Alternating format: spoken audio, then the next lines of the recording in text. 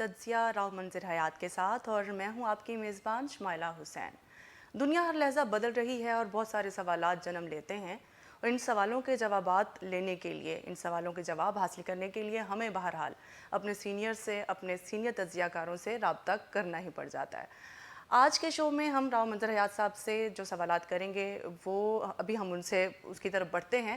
اس سے پہلے میں آپ کو راو صاحب اپنے شو میں ویلکم کہوں گی۔ بہت شکریہ جی۔ بہت مہربانی، آپ نے ہمارے لیے ایک بار پھر وقت نکالا۔ گریٹفل جی۔ اچھا، آپ جانتے ہیں کہ پاکستان کی سیاسی صورتحال ہر لحظہ تبدیلی کا شکار ہے۔ آپ کو اندازہ ہے کہ نواز شریف نے 21 اکتوبر کو فیصلہ کیا ہے پاکستان واپسی کا۔ اس حوالے سے میاں شہباز شریف نے کہا ہے کہ میاں نواز شریف جو ہے پاکستان کے معاشی سفر کو وہیں سے شروع کریں گے جہاں 2018 میں انہوں نے یہ سلسلہ توڑا تھا۔ اب سوال یہ ہے کہ اسٹیبلشمنٹ مسلم لیگ نون کو ایک نئی مسلم لیگ کاف بنانے کی طرف تو نہیں جا رہی؟ کوئی نیا انتظامی ڈھانچہ تو نہیں تشکیل دیا جا رہا؟ بہت شکریہ جی شو پہ انوائٹ کرنے کا۔ Thank you. گزارش میں کروں گا کہ سب سے پہلے تو ہمیں یہ سمجھنا چاہیے کہ پاکستان میں جمہوریت نہیں ہے۔ ہم ٹھیک ہے۔ اسے جمہوریت کا ایک فارم کہہ سکتے ہیں جس کے اندر مختلف سٹیک ہولڈرز، مختلف پریشر گروپس جو ہیں اپنا اپنا حصہ وصول کرتے ہیں اقتدار کے اندر، اور پھر اسے ٹرانسفارم کرتے ہیں پیسے میں اور مختلف طریقے سے اپنی پریسٹیج بڑھانے کی، طاقت بڑھانے کی کوشش کرتے ہیں۔ تو جمہوریت جو ہے لفظ، جو اگر آپ واقعتاً ڈیموکریسی کی طرف انٹرسٹڈ ہیں تو آپ کو یو کے میں نظر آئے گی جمہوریت، جی۔ آپ کو کسی حد تک انڈیا میں بھی نظر آئے گی، حالانکہ انڈیا کے اندر اب مسائل بڑھ رہے ہیں۔ لیکن سب سے پہلے تو ہمیں پاکستان کے معروضی حالات کے حساب سے یہ سمجھنا چاہیے کہ یہ کنٹرولڈ ڈیموکریسی ہے۔ ٹھیک ہے۔ اس پہ کوئی یہ نہیں ہے کہ پرائم منسٹر جو ہے وہ ووٹ کی طاقت سے بنتا ہے، یا پرائم منسٹر جو ہے اس کو لوگ ووٹ دیں تو وہ پھر طاقت میں آتا ہے۔ ایسا کوئی ذہن میں ہے اگر کسی کے تو ختم کر دینا چاہیے۔ یہ بنیادی طور پہ اسے کہتے ہیں پاور پالیٹکس۔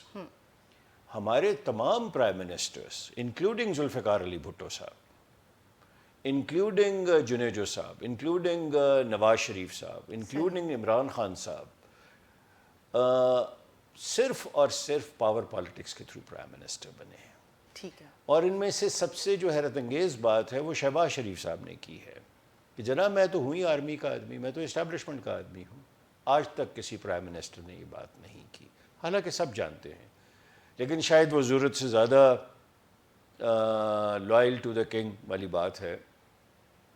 تو پہلی بات تو ہمیں یہ سمجھنا چاہیے کہ اگر میاں نواز شریف صاحب واپس آ رہے ہیں پاکستان تو سارے فیکٹرز کنٹرولڈ ہیں، یعنی کوئی چیز ایسی نہیں ہے جو ان کے لیے ہلکی سی بھی اریٹیشن ہو۔ میں آپ کو گزارش کروں گا انٹرم سیٹ اپ سے دیکھ لیں، آپ پروونشل سیٹ اپ سے دیکھ لیں، ہمارے ملک کا کانسٹیٹیوشنل ادارے جو ہیں ان کی طرف سے دیکھ لیں، ایک نئے ایسے اب ادارے کے ہمارے عدالتی اداروں کے ایسے سربراہ آ رہے ہیں جن کے متعلق مبینہ طور پہ کہا جاتا ہے کہ ان کی لیننگ جو ہے وہ تھوڑی سی نواز شریف صاحب کی طرف ہے۔ جو مین پولیٹیکل ان کی رائیولز ہیں وہ سارے اس وقت جیل میں ہیں یا وہ عقوبت خانوں کا رخ کر رہے ہیں۔ تو یہ ماڈل جو ہے جسے آپ ایڈمنسٹریٹو ماڈل تو کہہ سکتے ہیں، اسے ڈیموکریسی کا ماڈل کہنا تو ظلم ہوگا۔ تو اس کے اندر نواز شریف صاحب 21 کی بجائے 20 کو آ جائیں، 20 کی بجائے 22 کو آ جائیں، انہیں کوئی مسئلہ نہیں ہے۔ انہیں ایشورنسز مل چکی ہیں، انہیں بتا دیا گیا ہے، اور شہباز شریف صاحب کا وہاں جانا اور یہ اعلان کرنا کہ واپس آئیں گے، یہ اس سے ثبوت ملتا ہے کہ طاقتور جو حلقے ہیں انہوں نے کلیئرنس دے دی ہے۔ اچھا، سوال پھر وہی ہے کہ کیا یہ بھی مسلم لیگ کاف کی شکل اختیار کر جائے گی؟ تو پھر مسلم لیگ نون کا اپنا مستقبل کیا ہے؟ دیکھیے، کنگز پارٹی جو ہے وہ تو ہمیشہ رہی ہے پاکستان۔ اگر آپ پاکستان کی اور پری پارٹیشن کی ہسٹری بھی پڑھیں تو کئی سوالات ایسے جنم لیتے ہیں جن کا آج کل ذکر کرنا مشکل ہو جاتا ہے. مثال کے طور پہ انڈین جو کانگریس تھی اس کے لیڈرز تو 13 سال جیل میں رہے ہیں, لیکن ان کے کاؤنٹر پارٹ جو لوگ تھے یعنی مسلم لیگ والے, ان میں سے تو ایک بندہ ایک دن بھی جیل نہیں رہا. تو یہ سوچنے کی بات تو ہے. میں اس سے زیادہ اس ملک میں کوئی اور بات نہیں کر سکتا, لیکن یہ گزارش کروں گا کہ کنگز پارٹی کنونشن مسلم لیگ بھی تھی. کنگز پارٹی جو ہے جس وقت اعلان کیا گیا, ویری آنیسٹ, یحییٰ خان نے, تو انہیں بھی کنگز پارٹی کی ضرورت تھی. انہیں تو ایشورنس دی گئی تھی کہ آپ پریزیڈنٹ رہیں گے, اور اس کے اندر جو فیکٹر آ گیا وہ عوامی لیگ مجیب الرحمان صاحب کا آ گیا, شیخ مجیب الرحمان صاحب کا. تو کنگز پارٹی تو ہمیشہ کسی نہ کسی فارم میں رہتی ہے, اور اس کی مثال ذہن میں رکھیے گا.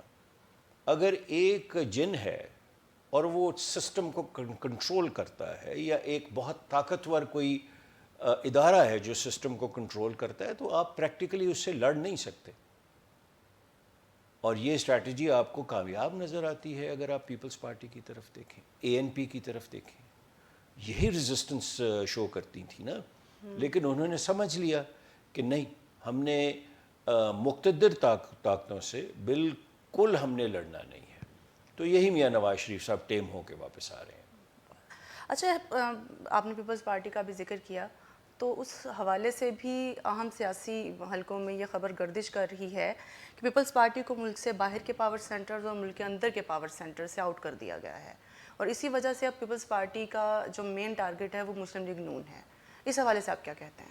دیکھیں, قطعی طور پہ تو یہ نہیں کہا جا سکتا کہ انہیں پالیٹکس سے آؤٹ کر دیا گیا, both from internal and external politics. اس کی دلیل یہ ہے کہ محترمہ بے نظیر بھٹو صاحبہ کے حد سے زیادہ اچھے تعلقات تھے with different power brokers of the world. وہ ایک ریسپیکٹڈ ترین ہماری پالیٹیشین تھی, اور بلاول بھٹو صاحب نے ان کی بہت سی چیزیں انہیرٹ کی ہیں جس کے اندر ان کے تعلقات بھی شامل ہیں. اور جو امریکن پاور سینٹرز ہیں, بلاول صاحب ان کے ذہنی طور پہ زیادہ نزدیک ہیں.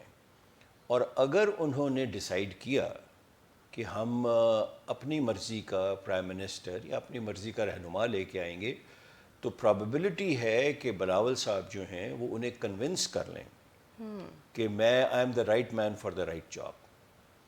اب ڈیفینیٹلی پرائم منسٹرشپ اتنی بڑی چیز ہے کہ اسے کوئی بھی اپنے ہاتھ سے نہیں کھونا چاہتا. نواز شریف صاحب بھی کوشش کریں گے, بلکہ کوشش کیا, وہ ان کو آفر کی گئی ہوگی, انہوں نے ایکسیپٹ کی ہوگی.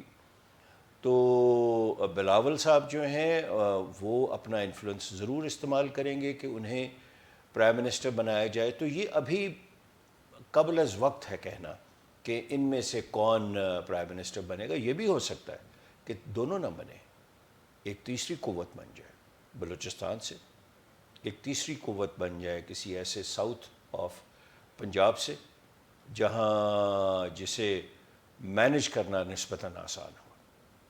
ٹھیک ہو گیا. اچھا, ابھی آپ کو پتہ ہے G20 کا اجلاس ہوا نئی دہلی میں, اس کے فوراً بعد پاکستان میں جو امریکی سفیر ہیں انہوں نے دورہ کیا ہے گوادر کا. تو اس حوالے سے آپ کیا کہتے ہیں کہ کوئی نئی پولیٹیکل ڈیولپمنٹ ترتیب دی جا رہی ہے, کسی نئی تبدیلی کا شاخسانہ ہے یہ دورہ؟ کچھ چیزیں ہمیں سمجھنے کی ضرورت ہے جو بہت تلخ ہیں. گوادر آج بھی نان سٹارٹر ہے اور 10 سال پہلے بھی نان سٹارٹر تھا. ہم نے ہائپ اتنی کریٹ کر دی کہ ملک کے ملک ہمارے دشمن ہو گئے. صحیح. اور آج شاید حیران ہوں گے کہ گوادر کو نہ چلنے میں یا فیل کرنے میں سب سے زیادہ ایکٹیو رول جو ہے وہ یو اے ای کا ہے. میں نے عرض کی تھی پہلے بھی, انڈیفینیٹلی انڈیا بھی نہیں چاہتا کہ وہاں سے ہو, ایران بھی نہیں چاہتا. تو جو ہم وعدے وعید کر کے چائنیز کو لے کے آئے تھے اس میں سے اکثریت ہم پوری نہیں کر سکے. نمبر 2, ہم کسی صورت میں لوکل پاپولیشن جو وہاں کی ہے اسے سیٹسفائی نہیں کر سکے. مطلب انہیں پینے کا پانی نہیں دے سکے, انہیں انفراسٹرکچر نہیں دے سکے. اب امریکنز نے ہمیں آج سے کچھ سال پہلے یہ کہا تھا کہ آپ سی پیک سے نکل آئیں اور گوادر سے نکل آئیں آپ، ادروائز یہ کانسیکوینسز ہوں گے آپ کے ملک کے لیے.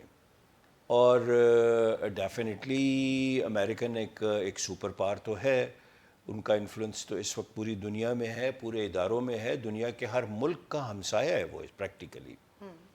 تو گزارش یہ ہے کہ ان کا جو امبیسڈر ہے اس کا وہاں جانا انتہائی اہم چیز ہے، کہ اس سے پتہ تو اسے سارا ہوگا، ان کے بندے وہاں موجود ہیں، لیکن وہااں جا کے خود بات کرنے کا مطلب یہ ہے کہ وہ ڈائریکٹلی چائنا کو بتانا چاہ رہے ہیں کہ ہماری پریزنس بھی یہاں ہے. اچھا، اب G20 کے ریفرنس سے اگر آپ دیکھیں تو اگر اس میں سب سے زیادہ ڈس ایڈوانٹیجیس پوزیشن میں کوئی ہے تو وہ پاکستان ہے. اور یہاں ہم اس چیز کو اتنا سیریسلی نہیں ڈسکس کر رہے، میڈیا پہ یا اخبارات میں نہیں لکھ رہے. G20 کے اندر ایک فیلنگ دی گئی ہے by the most elitist countries in the world, Saudi Arabia and G20 جو کہ طاقتور ہیں اقتصادی طور پہ، کہ پاکستان ریلیونٹ نہیں ہے. جی. اچھا، یہ ارریلیونسی کا فیکٹر ہمیں سمجھ آہستہ آہستہ آ رہا ہے. کیا یہ غیر معمولی بات نہیں ہے کہ محمد بن سلمان جو ہیں وہ پاکستان نہیں آئے؟ یہ غیر معمولی بات ہے. حالانکہ وہ تو کہتے تھے کہ پاکستان میرا بردر ملک ہے. تو آخر کون سی ایسی کانسیکوینس، کون سے ایسے مسئلے، کون سی ایسی چیزیں ہوئی ہیں کہ وہ بندہ جو پاکستان کے لیے ہر کام کرنے کے لیے تیار تھا وہ پاکستان آنا گوارا نہیں کرتا؟ تو یہ چیزیں جو ہیں یہ ارریلیونسی کی طرف لے گئی ہیں پاکستان کو، اور یہ غیر معمولی باتیں ہیں، ایکسیپشنل باتیں ہیں. اکنامیکلی بریک ڈاؤن سمجھ آ گیا ہے، لا اینڈ آرڈر کا ٹوٹل بریک ڈاؤن ہے، ٹوٹل بریک ڈاؤن ہے. اور میں آپ کو بلا خوف تردید کہہ رہا ہوں کہ اس وقت لاہور، کراچی، اسلام آباد، پشاور یہ ڈاکوؤں کا رحم و کرم پہ ہیں. لا اینڈ آرڈر بریک ہو چکا ہے. آپ بینک سے پیسے نکلوا کے نکلتے ہیں، 10 قدم پہ لوٹ لیتے ہیں، پولیس سامنے کھڑی ہوتی ہے. ایسے ہی ہے. تو اب جب ہمیں ارریلیونسی بھی ہو ہماری انٹرنیشنل، آپ مجھے ایک اور ترتیب سے میں عرض کرنا چاہتا ہوں کہ کون سا ایسا اہم ملک کا صدر یا وزیر اعظم ہے جو گزشتہ کچھ عرصے میں پاکستان آیا ہو؟